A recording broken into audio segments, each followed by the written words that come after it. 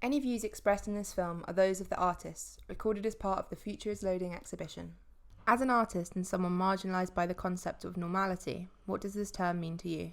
The term normality to me really walks hand in hand with ableism. This concept of a new normal fits into an ever evolving nature of the concept of normal. What's normal for me is not normal or necessarily normal for anyone else. I think it's important to look at where we've come from and where we're at now. So for me, normal comes with, well, I associate normal with in a negative way. And again, touching on Ripple, it's that idea of what's normal for people who have disabilities may not be normal for those who don't. In Iran, we have minority groups such as the people.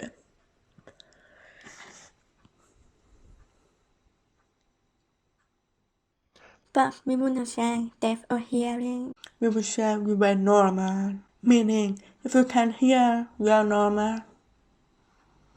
If you are deaf, we are not normal. So the deaf community have been campaigning for acceptance. This doesn't mean that hearing people can look down at the deaf community. Being deaf is abnormal and we have your own version of normal. Who created that concept of normal? The majority.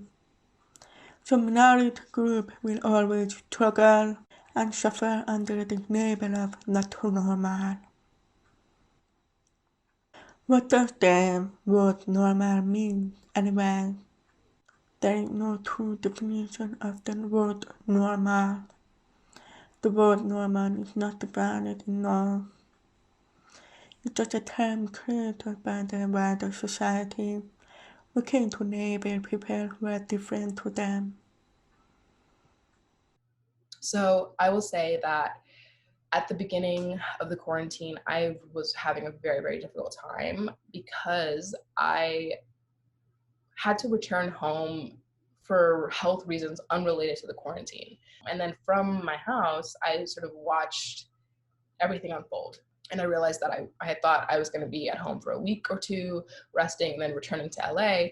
I quickly realized that I would not be returning to LA for several months, and I haven't been back since then. And that is to say, I struggled greatly with the language that was being used around the quarantine and the sort of trajectories that were being put into place where dates were being set, where things would return to normal, where normality would be restored.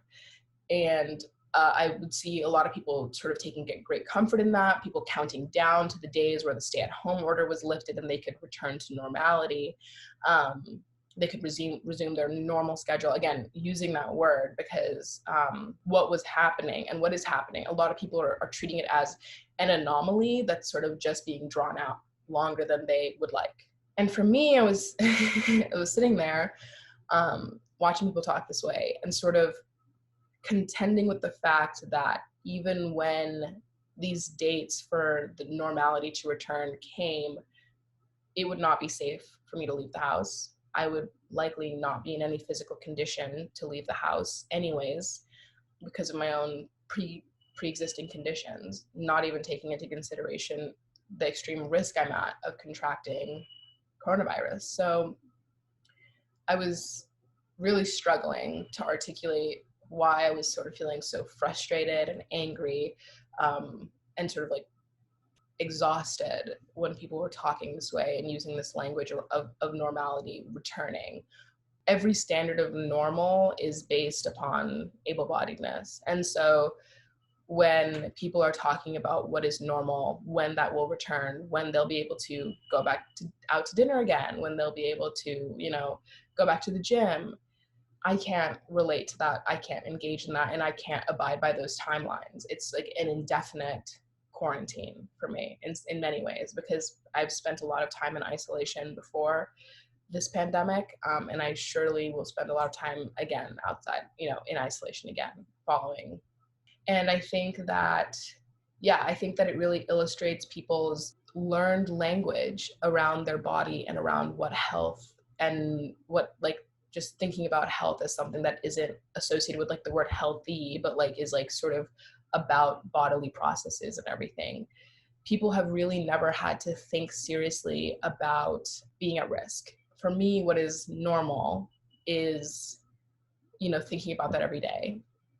And so it's difficult watching people have the privilege of not ever having had to acknowledge that and continuing to have the privilege of being ignorant to that, even in times like this. When you define something as normal and it operates on your body being able to move through the world unimpeded, then you are eclipsing and marginalizing an entire population of people who don't have that privilege and perhaps never had that privilege. So, what does this term mean to you?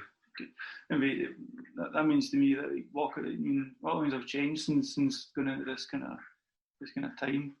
And I find novel things is difficult. It's more difficult now with these new social distancing rules in, where it's I find walking more stressful and daily routines, and they haven't actually figured out how to pass people and how to make sure I've got the right amount of space when I'm waiting in lines and waiting, a bit longer for things, and trying to make sure everything's all.